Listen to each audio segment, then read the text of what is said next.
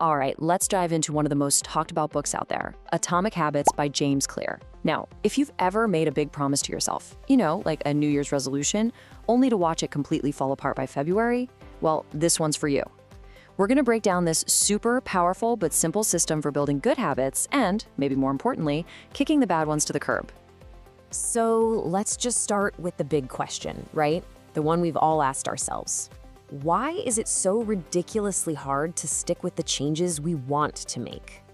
We all start out with so much energy and good intentions, but then, poof, the motivation just vanishes. Well, the book argues that the problem isn't you, it's your approach. You've been playing the game all wrong. Okay, so take a look at this, just a number. 37x. What in the world does that even mean? It looks huge, right? Almost impossible. But here's the thing, it has nothing to do with one massive heroic effort. Nope. It's about something way, way smaller. And there it is. That's what 37x is. It's what happens when you get just 1%. That's it, just 1% better every single day for a year. This is the whole secret sauce right here. It's not about adding up your efforts. It's about compounding them. It's like interest in a bank account. Those tiny little deposits of effort build on each other, and before you know it, you're looking at this incredible exponential growth. And that leads us right into the first huge idea from the book, the power of 1%. Forget about making some massive, earth-shattering change overnight. Real, lasting success is the product of those tiny, daily improvements, these atomic habits that feel like they're doing nothing in the moment. But over the long run, they change absolutely everything. So, okay, how do we actually build these 1% improvements? Well, first we've got to understand how habits even work. You can think of every single habit you have, the good, the bad, the ugly, as running on the exact same hidden engine. James Clear calls this the habit loop. And this engine, it's got 4 simple parts that run on repeat. First, there's a cue, which triggers a craving.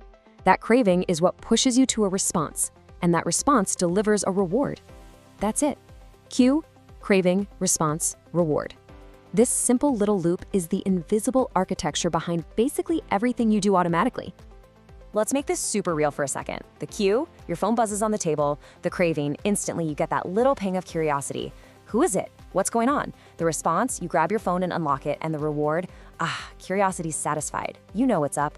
Every time that loop runs, the connection gets stronger and the habit becomes more and more automatic. Right, so if the habit loop is the engine, then the 4 laws of behavior change are kind of like the user manual.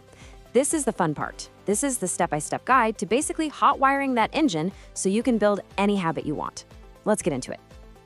Law number 1, make it obvious.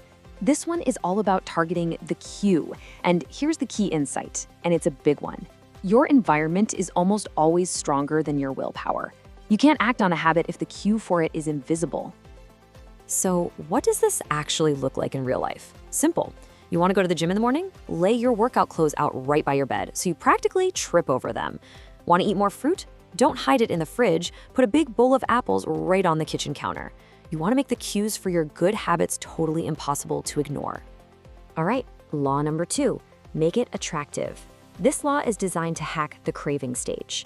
Look, our brains are wired to chase pleasure. It's just how we're built. So the more attractive and appealing we can make a habit, the more we're going to want to do it. A really cool way to do this is something called temptation bundling. All you do is pair an action you want to do with an action you need to do. For example, you tell yourself, I'm only allowed to watch my favorite show on Netflix while I'm on the exercise bike. See what happens? You start to associate that difficult habit with the thing you're excited about. It's brilliant. Moving on to law 3, make it easy. This one targets the response part of the loop. The honest truth is that human beings are fundamentally wired to take the path of least resistance. We're lazy. So the secret is to reduce the friction, to remove as many steps as possible between you and your good habits. The best way to put this into practice is with the 2-minute rule. Whatever your new habit is, you just scale it down so it takes less than 2 minutes to do. Read a book every night becomes read 1 page. Do yoga becomes just roll out my yoga mat. The point isn't to get amazing results on day 1. The point is just to show up and build momentum. That's the key. And that brings us to the final law, number 4, make it satisfying. This law closes the loop by focusing on the reward. For habits to really stick, it has to feel good right away. Our brains crave instant gratification. We need to feel that little hit of success to want to do it again. A fantastic way to do this is to use a habit tracker. Get a calendar, and every single time you do your habit, you draw a big, satisfying X through the day. There's just something so rewarding about seeing that chain of X's grow. It creates this visual proof of your progress, and you get to a point where you think, man, I don't want to break the chain. Now, those 4 laws, they're incredibly powerful tools, but they all point to an even bigger, deeper idea. And honestly, this might be the master key to the entire book.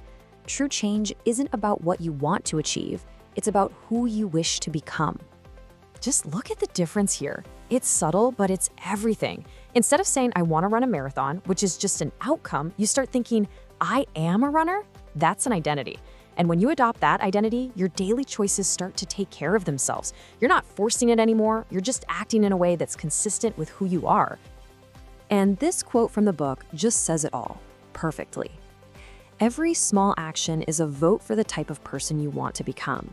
So when you choose to go for a walk, that's one vote for I am a healthy person. When you write just one sentence, that's a vote for I am a writer. You're literally proving your new identity to yourself, one tiny action at a time.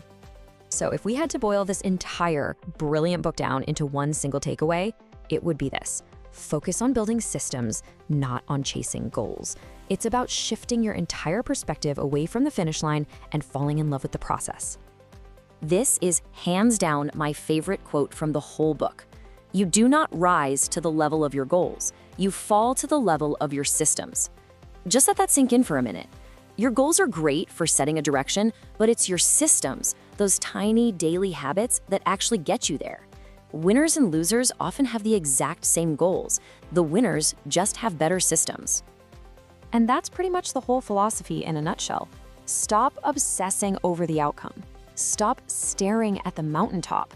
Instead, just focus on building those tiny routines that are obvious, attractive, easy, and satisfying. If you do that, the positive outcomes just become an automatic byproduct of who you've become. So let's bring this all the way back, not to next year or next week, but to right now, today. I'll leave you with this one question to think about. What is the one tiny 2-minute vote you can cast for your new identity today?